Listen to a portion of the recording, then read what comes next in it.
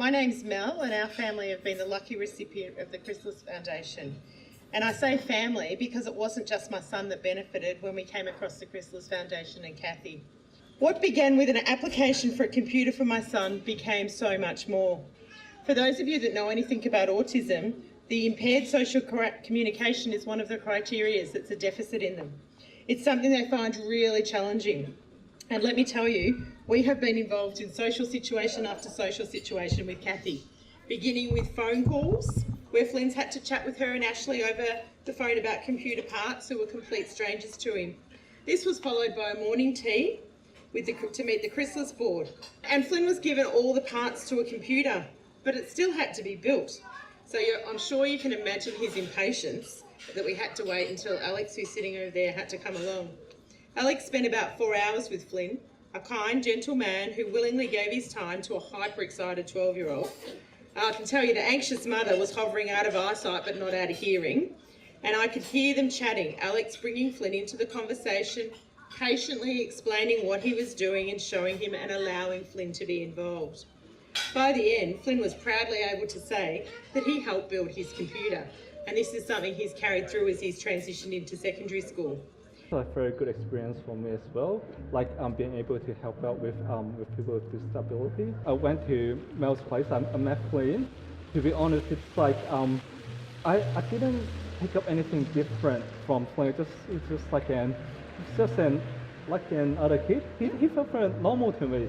So I just spoke to him like it is. It's like I just got asked him to do this, do that. Just trying to teach him how to build a computer along the way, getting to help out, like anything that he can help out, just ask him to. And then it's like the day end, just finish, I just go back home and go, oh, okay, I helped somebody. But it actually wasn't until that Mel wrote a story of what happened, that like she told me that Flynn is actually never, like he's not talkative, he's never that close. There's something like that I did, which sort of we just caught on. Yeah. And then Flynn was just, we spoke like normal, I guess. Yeah, just like everyday thing, and then Mel said that's not common. And when I knew that, it's like, oh wow, I actually did something like very meaningful, even without me noticing it. So it was a very, very good experience. Flynn, what are the 3 things you like most about your new laptop? You said laptop. Did I? Yeah. Oh, computer.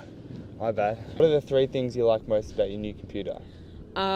Well, one of them for sure is definitely the fact that it's not a 6-year-old laptop that doesn't work. Another reason, or another thing, is probably the fact that it runs much smoother and can play games up to more than 60 FPS now. I named him after Christopher, Kathy's son, in memory of him. The same night that Kathy had rung to tell us that Flynn had been a successful recipient of the grant, he came out a few hours later and he started to ask if he could ask Kathy some questions. And I'm thinking, oh, what does he want to talk about? But he didn't want to make Kathy sad, so he needed to check with me first. And he said, well, I want to ask about Christopher.